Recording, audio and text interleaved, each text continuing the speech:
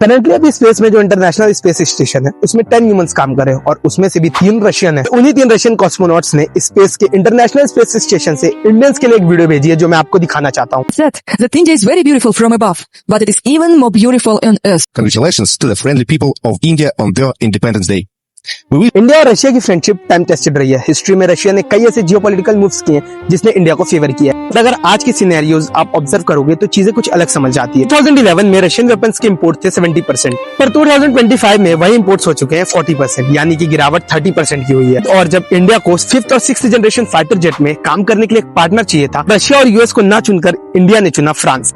तो क्या अब इंडिया और रशिया की दोस्ती वो नहीं रही जो पहले थी? वीडियो में एंड तक रुको, सब समझाता हूँ। तो यार इंडिपेंडेंस से लेकर 1990s तक जो इंडियन मिलिट्री के इक्विपमेंट थे वो 70 to 80% यूएसएसआर से इंपोर्ट होते थे। और जब दिसंबर 1991 में जब कोल्ड वॉर खत्म होती है, यूएसएसआर 15 हिस्सों में टूट जाता है। यूएसएसआर की टूटने की वजह से ही पूरी सप्लाई चेन कोलैप्स हो जाती है। तो यार यूएसएसआर के टूटने की वजह से ना इंडिया को समझ आता है कि अब उन्हें अपनी डिफेंस परचेज डाइवर्सिफाई करनी पड़ेगी, क्योंकि अब जो रशिया है उनकी शायद उतनी मदद नहीं कर पाएगा। 1990 से लेकर 2000 तक 10 सालों तक इंडिया रशिया के रिलेशन ऑल टाइम डाउन होते हैं। पर ईयर 2000 में रशिया के प्रेसिडेंट बनते हैं व्लादिमीर पुतिन और वो कोशिश करते हैं इंडिया रशिया के रिलेशन फिर से रिवाइव करने की। इंडिया को 2000 तक समझ आ गया था कि सिर्फ टेक्नोलॉजी खरीदने से कुछ नहीं होने वाला, अब टेक्नोलॉजी खुद बनानी पड़ेगी। इसके लिए इंडिया मांग करता है रशिया से। इंडिया रशिया से सिर्फ टेक्नोलॉजी खरीदना नहीं चाहता था, वो उनकी टेक्नोलॉजी सीखना चाहता था और उसे इंडिया में बनाना चाहता था। तो वही वाली बात होगी ना, आपका एक फूड स्टॉल है और आपका एक सबसे बड़ा कस्टमर है, वो आपसे आप ही की रेसिपी पूछ ले और अगर आपने उसको अपनी रेसिपी बता दी तो वो आपके स्टॉल में आएगा ही कि वो तो खुद बना लेगा। पर रशिया इस चीज की परवाह नहीं करता है और वो इस चीज के लिए मान जाता है। रशिया पहले हमें लाइसेंस प्रोडक्शन देता है और उसी के साथ कई सारे प्रोजेक्ट्स में कोड डेवलप भी करता है, जिसका सबसे बड़ा एग्जांपल है ब्रह्मोस मिसाइल। फिर आप सोचोगे इसमें तो रशिया का घाटा हो गया,